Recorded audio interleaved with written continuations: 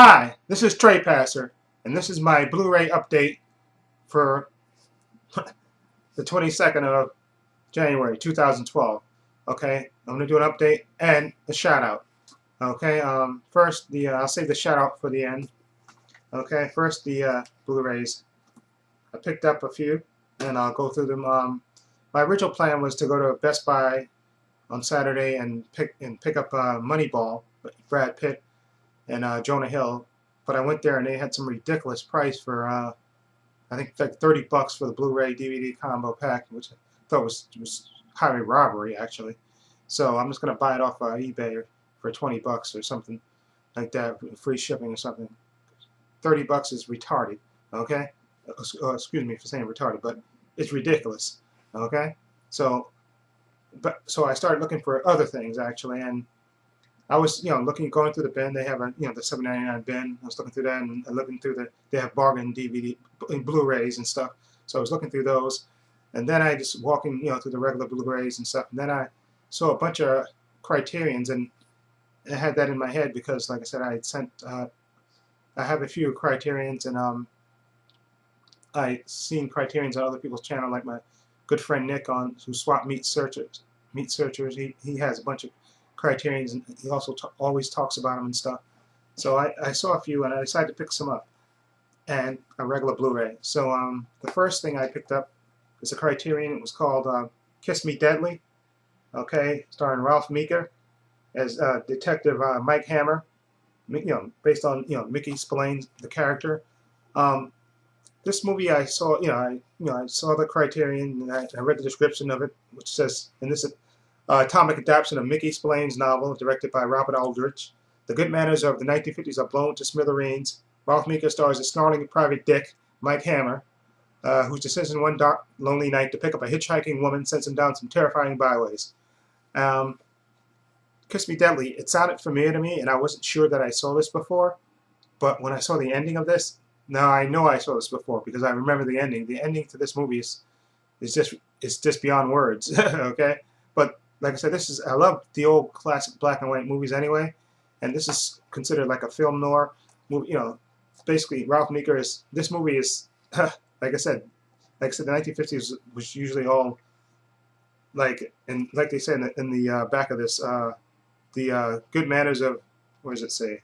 Yeah, the good manners of the 1950s are blown to smithereens, and that's because in this movie, all the women in this movie are basically highly sexual creatures in this movie. I mean, just from Velda, Ralph Meeker's, Mike Hammer's secretary, Velda, who's basically has a love-hate relationship with him, who's always to this chick here, and a couple of other women in the movie, just the purely sexual. I mean, and basically this, like I said, the story is of Mike Hammer picking up this woman who stands out in the road in just a trench coat, and she just wants to be taken to a bus stop. But of course, before they do that, he gets attacked. They get run off the road, and he gets knocked out, and she gets tortured, literally to death. And he wakes up a couple of days later in the hospital, and then he goes on a search to find out exactly who was this lady and what's this all about, and why was she tortured and killed. Okay, and it's classic 1950s, and it's a great movie. Ralph Meeker is great as Mike Hammer. And like I said, all the women in this movie are just highly sexual creatures in this movie, and it's just a fantastic story. And like I said, the ending of this movie is just, I can't even describe it. It's just out of this world, okay? And it has a bunch of special features like audio commentary that goes on throughout the movie, and it tells you a little bit about Mickey Spillane, who wrote the Mike Hammer series and stuff. They give you a little backstory on him. But like I said, I watched this last night, and I really enjoyed it.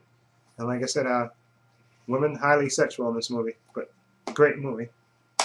Okay, the next Criterion I got is 12 Angry Men. Okay, this stars Henry Fonda, Jack Klugman, Ed Begley Sr., what's the other guy's name? I remember his name. Martin Balsam, E.J. Marshall, and Lee J. Cobb, who I really remember.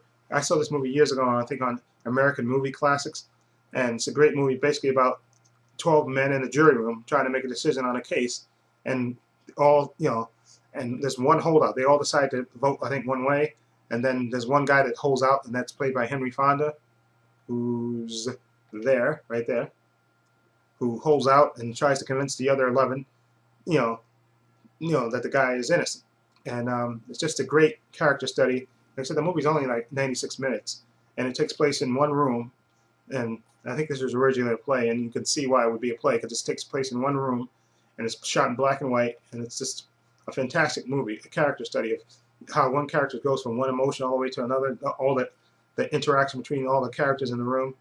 Okay, and it has a bunch of special features on this thing, which I haven't watched, but I'm going to watch this again because it's been a while since I watched this.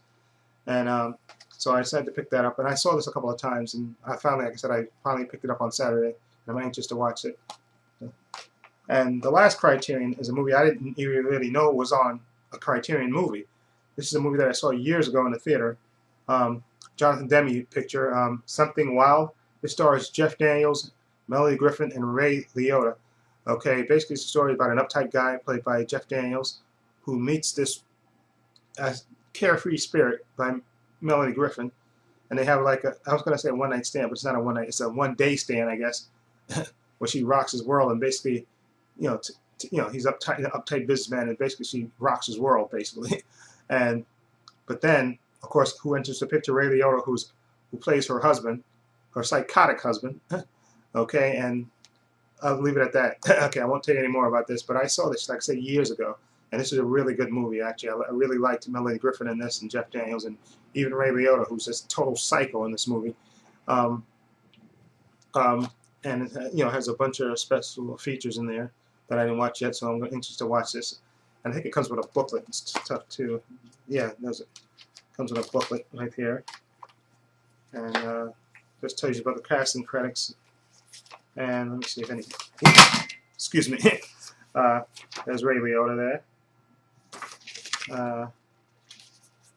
Okay, there's Melanie Griffin and Jeff Daniels there. And let's see. And basically, it's just talking about the movie, and there's a good shot of Jeff Daniels.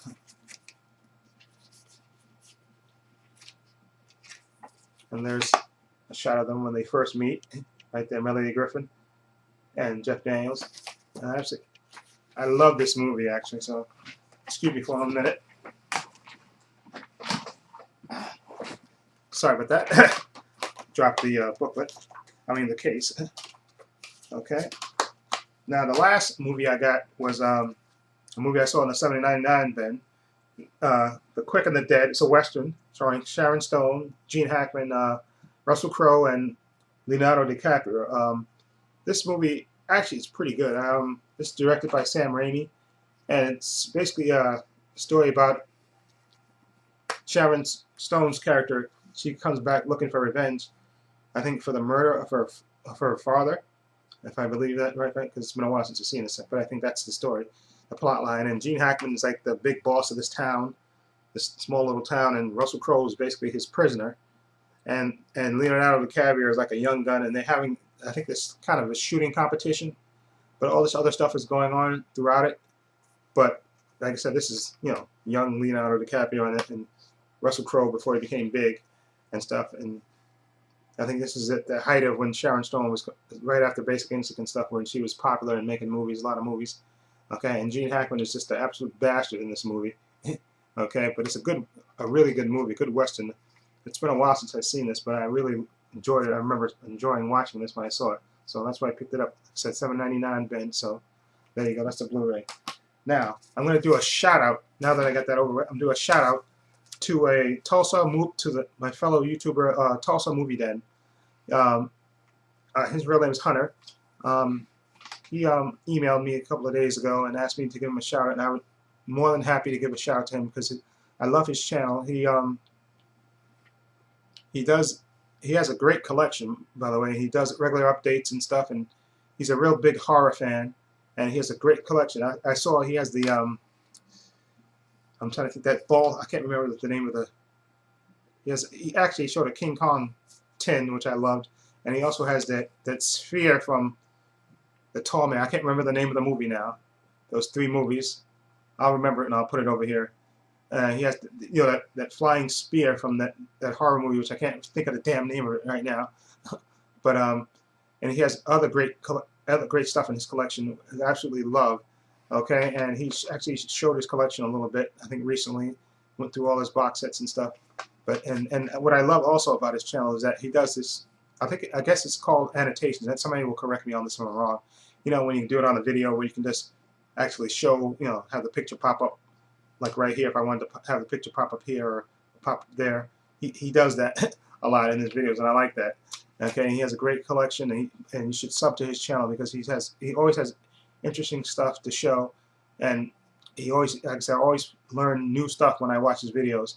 So that's why I'm giving him the shout out. It's well deserved, and please sub to his channel. Again, his name is Tulsa Movie Den, okay, and his real name is Hunter, and he's a great fellow YouTuber, great movie collector, and I'm telling you, you'll love his videos and you'll love his collection if you watch it.